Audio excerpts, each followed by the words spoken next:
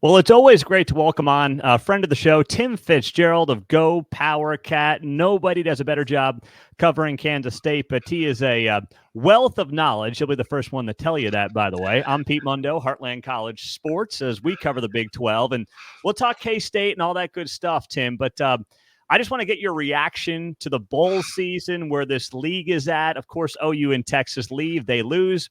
Arizona looks like it's going to be in the mix come next season after their impressive season and bowl win. Just what are your general thoughts coming out of bowl season as we look ahead to a 16-team Big 12? I'm optimistic in terms of where K-State sports is headed. What that means overall for how they, the football team fits into the new Big 12 will be interesting. It's going to be a really competitive, fun conference. And I've seen a lot of predictions about where the conference is headed for next year. And it looks like about 5 or 6 teams are kind of seen as the upper grouping, and K-State is in that. KU's in that. It's going to be a really fun season coming up. Well, think about this. I mean, I think I could make the case for 7 right now. KU, Okay. K-State, Okay. West Virginia, Oklahoma State, Utah, Arizona. That's 6. And UCF. I could probably make the UCF case right there with what they got coming back. That's 7. I agree. It's incredible. It's just going to be chaos, and that's the 7 we think will be good. The Big 12 always has 1 or 2 teams that are like, you were totally wrong, and West Virginia was that way this year. Yes. Now, what do you think that means? This has been, I know, a sticking point for you in recent years, the way that college football media has protected the idea of what a blue blood is. Yeah. The Big 12 doesn't have what college football media would perceive to be a blue blood. Right. How does the Big 12 cut through that? How do they brand around that, knowing the powers that be in college football have protected those blue bloods for a generation now? That's a great question. Just beat people. Schedule those blue bloods when you can, or not the blue bloods, maybe just the ones that have been allowed to join the club who aren't really blue bloods. And what I mean by that is the true blue bloods are the ones that were here right after World War II, became something in the 50s and 60s. That brand was all over. Those brands were all over what little TV existed in those days. I grew up watching Notre Dame. I grew up watching Michigan, Ohio State, Alabama, Georgia. You know what the blue bloods are. They go back post-World War II when the soldiers came back, and they decided we're going to have the biggest, baddest teams out there, and they kind of stayed that way. Nebraska would be among the blue bloods, even though they're not really that relevant now. But if you can start beating the Florida States and get into games with those type of programs, Utah's been doing it in the Pac-12. And, you could argue that K-State and Oklahoma State have done it in this conference. Kansas, too, has beaten Texas and in the past, and Oklahoma this past season. So you kind of just need to prove yourself over and over and over. And I'm just blown away. But let's put it this way. I'm blown away by the ratings for the Pop-Tart Bowl. I recognize that their incredible marketing of, the sponsor was key in that. But you had a matchup of a couple land-grant schools that, people don't typically think of associated with blue bloods, and that's Kansas State, North Carolina State. And I think that shows a lot about people will watch good football. They'll watch entertaining football. And they don't need a certain emblem on the side of the helmet to tell them to watch. But the network sure as hell think that's true. And so they schedule them into the best time slots, and they get good ratings, and it becomes this self-fulfilling prophecy over and over. That look at their ratings. Well, you put them in the best time slots on the best platforms. Of course they have ratings. So when you have opportunities like Kansas State did in the Pop-Tarts Bowl, put up numbers, and that'll take you somewhere. Yeah, it will. Now, you mentioned Nebraska, and I've always thought that, and I know plenty of Nebraska folks, I do too. They'll tell you they missed the Big 12. They just won't say it out loud. Nope. Do you think that OU and Texas fans will rue the day they left this conference? I think Oklahoma will. I think Oklahoma's in big trouble. They're on a downward turn at the worst possible time. I mean, they're heading into a conference that, I don't want to say it that way, but they're not going to be the big bad wolf on the block. They're just not going to be perceived that way. And so they have to go out and prove it now. And I don't think they have the horses to prove it. I think they had a semi-successful season this year, rooted in the fact that the schedule for them was incredibly kind. That won't be true next year. I think Texas is at the right point. I think Texas is uh, going to not like the SEC, but not because they want to return to the Big 12, just because they're not going to get their way on everything, which they need to do to, feel good about themselves. Oklahoma, I think, is going to have a Nebraska-like competition issue as they move into this, and now Nebraska is not even competitive with anyone. To be real honest, they're getting there. I think Matt Rule will get them there, but once you lose that rope, it's hard to reel it back in, and that's, I'm afraid, where Oklahoma's headed. Where do you think the rest of this league is? I mean, you think about the Angry Eight, as they were dubbed the summer of 21, when OU and Texas shockingly announced they were leaving. Where do you think those presidents and athletic directors are, and the people that you talk to, in terms of just going into this 16-team league on the same page? Everyone's rowing in the same direction. Does it feel like the Big 12 is in that place for the first time in a long time? They're better. I mean, you still got Utah, sending out weird vibes out there, basically admitting they don't want to be in the conference or looking forward to whatever's next. And that's not healthy. And I think once they get into the conference, they're going to discover, yeah, you know what, this is okay. Because I think that's the same thing that, the other schools found out, that they're fun places to go, great fans. And Utah has great fans. And I think as they get out on the road, and they go to some of these venues, they're going to realize, oh, these fans are a lot like us, more so than the Pac-12 fans were, because a lot of these schools didn't have fans. Not the kind of numbers you're going to see across this conference. But I do remember, I think UCF and maybe even Cincinnati fans saying they were going to run this conference, and it didn't work out that way. And now I hear, Utah fans say that. Maybe Arizona fans are a little more humble right now because they're just finally catching up to everyone. But Utah fans are convinced they're going to run this conference. And look, it's not that easy. It's a nosebleed every week. It is. Tim Fitzgerald's joining us. Go Powercat. So Avery Johnson, obviously he's the guy now going forward at Kansas State at quarterback. You look back on that Pop-Tarts Bowl, and does it give you more confidence, less confidence, or does it not really change what you think he's going to be as the face of this program in 24? I thought it was interesting that they were really careful with him. They didn't load him too much. They didn't put him in peril a lot with the run game. They held that back quite a bit. I don't feel like they showed a lot in the passing game. And they told him just throw it away and go to the next play. Let's not make mistakes. Mistakes are worse than almost any big play you can make. And so he played with his hands tied to a degree, and they still won. He was MVP. And that tells me that his mediocre, which I think that was kind of his mediocre, to be honest, his okay, his passable, and that was good enough for a win and notable enough for an MVP performance. He's got a lot more to do, a lot more he can do, he will do, to learn. And I think there's just going to be the more he sees, he's going to soak it up. So I'm really optimistic about this team. How about the Matt Wells news that came down? You guys broke it about him and Kansas State or not reconnecting, but him and Chris Kleiman go back. I see a lot of negativity around it, but to me, Texas Tech was just a bad fit for him. The guy didn't forget football. He was at Oklahoma. How does he change things at all with Kansas State? Well, it gives you an experienced play caller. If that's going to be his role, and I think that'll be his role. He will share the offensive coordinator title, I believe, with Connor Riley, but he gives you someone that's been around the block. He was highly successful as a coach and a head coach at Utah State, his alma mater. Coached a really elite young quarterback in Jordan Love. Got him there, and I think that is a lot of comparable things there about how the work he did with Jordan Love. So I'm not worried about the Texas Tech stuff at all. That so much of being successful as a head coach is, do you fit in at your institution? And it just kind of sounds like he was a hire that didn't stick.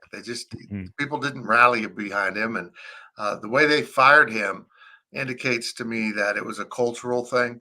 I mean, he was at 5 wins when they fired him. So they were almost excited they could get rid of him before he got bowl eligible. Yeah, that's a good point. So what about where this program is at just across the board under Chris Kleiman? There was odds were put out this week. It has Kansas State with the best odds to get to the college football playoff of any Big 12 team next year.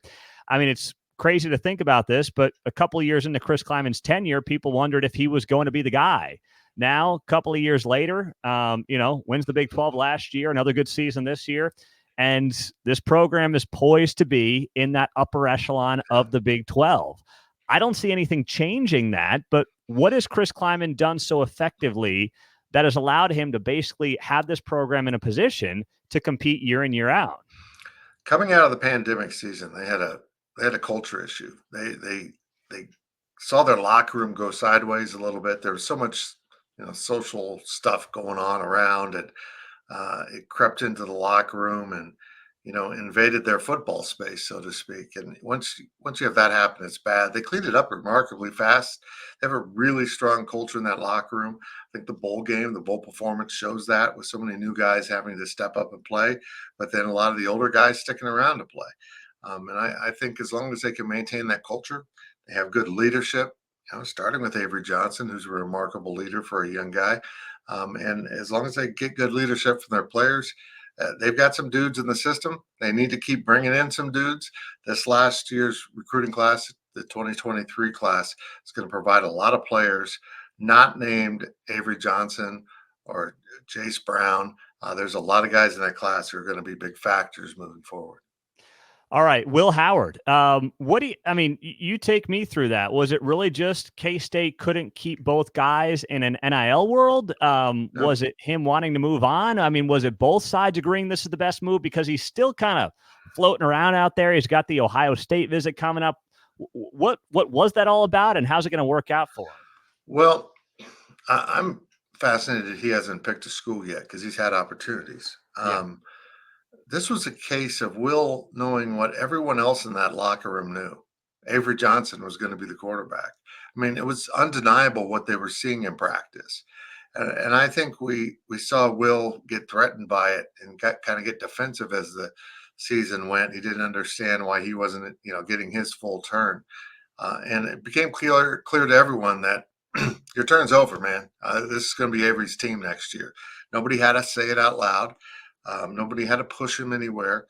It wasn't NIL related. It was, okay, I'm going to move on. It might be the NFL, which he's still tinkering with, hoping to get a Senior Bowl invitation. But it's getting kind of late for that. And I think he'll probably end up with Ohio State since, they're bringing him in to take a look-see, and that's closer to home. That seems like a better fit. That's a pretty big stage. That was his other option. I don't know where the NIL lands for him there, but it's an interesting idea. He just needed his next challenge, and he knew that Avery was coming, and that it would be either Avery full-time or Avery shared time, and he didn't want to do either one of those. Tim Fitzgerald's joining us. So, but does that mean, I don't know. I see the terrible transfer move of Spencer Sanders. He goes Oklahoma State to Ole Miss and never really plays.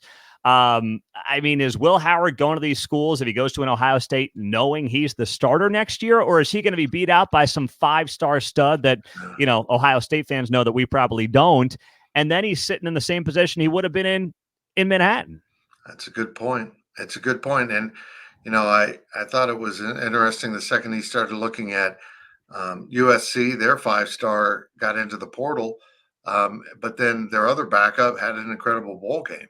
Yeah. He kind of that competition lifts all the boats, and that happened to Spencer Sanders at Ole Miss. I don't think Will get himself into that position, but we'll find out. I don't know their quarterback situation. I don't, but I think Will Howard can be one of the better Big Ten quarterbacks from what I've seen from that conference. I am not enamored with many quarterbacks I've seen out of that conference. No, that's a good point. All right, Tim, I want to ask you some basketball stuff here. Just broadly speaking, we'll talk in the season about the actual hoops on the court, but I don't think we've talked about it. The Big 12 this year, for folks that don't know, are going to have the Big 12 women's tournament the week before the men's tournament in Kansas City. Normally, You've got the men's tournament going on at T-Mobile Center. You have the women going on at Municipal Auditorium. And for fans, they can kind of bounce back and forth and follow their teams. I think this is a huge mistake. It's not Brett Yormark's fault. It was implemented before him. But I'm just thinking from a fan perspective, who can take off 2 weeks for basketball? And then it also may result in less media coverage for the women. What do you think? Yeah. I'm not fully up to speed on that one, but there's going to be a hard push to move this tournament. And I know that all the new schools coming in are like, hey, Las Vegas is amazing. And now the football media days is moving out there due to scheduling conflicts. So it's just such a good event. It's one of those events you got to come to see. And I think the women will lose some just general interest, people that are in for the men's game and go over there. But every time I've tried to do the women separately, independently, it just hasn't worked. It just hasn't. It hasn't been attended at the levels they would want. And I think I go back to the days of the Big 8 tournament. The women's tournament used to be in my hometown of Salina, Kansas. And everyone was like, why are you playing in Salina, Kansas? Because it was a big deal. I mean, people from town would show up and they just went to watch good basketball. And there would even be groups that would pick schools that were coming in that didn't have a fan base nearby. So it was kind of fun. If the women go separate, they need to just carve out their own marketplace and own it. But I'm not sure that the Big 12 women's tournament, as scattered as these schools are now, is ever going to be a huge draw. Yeah. Speaking of Vegas, you mentioned it there. I know this is a little more inside baseball, but I'm going to ask you anyway. Big 12 Media Days going from Dallas to Vegas. Does that make any sense to you? What do you see that being for the Big 12? A wash, or is it positive or negative? It's a strange selection in terms of the geography of the conference. I mean, you go hard west with that. I mean, you could have moved it up to any city in the conference, that has the venue. But I think Brett Yormark's thinking, about the bigger picture. He wants the top sports writers there. And the Big 12 is the one that they often skipped for whatever reason. They'd go to the Pac-12 because it was in Vegas. And so I'm intrigued by what they do with it. They're looking for a big venue. They've talked about the Sphere, for heaven's sakes. If not Allegiant Stadium, can we just have our press conferences in the hotel where we're staying instead of having to travel all over whatever city we're in? I'm that type of grumpy old man now. But I really seriously think UNLV was a little bit in the mix, and it was nixed by the presidents, because I think Brett Yormark has a real value in Las Vegas in trying to be present there as this world of sports betting erupts in the hometown of all of that. I think it's really important to him. You think so? That's where you think this, mega basketball conference of Gonzaga, and does that entertain UNLV? You think those are 5-10 year plans potentially of Yormark's? Yeah, I think that mega basketball thing is only awaiting after this contract's up, when they have to go negotiate a new one, because he's seeing a world in which the Big 12 has a separate basketball contract. And, I think we've seen Turner put their foot into the water now with the USC K-State game out in Vegas. I think there's some interest from Turner if they lose part of that NBA package of going into investing in a conference. He's tied to Turner. He's got a great history with those people.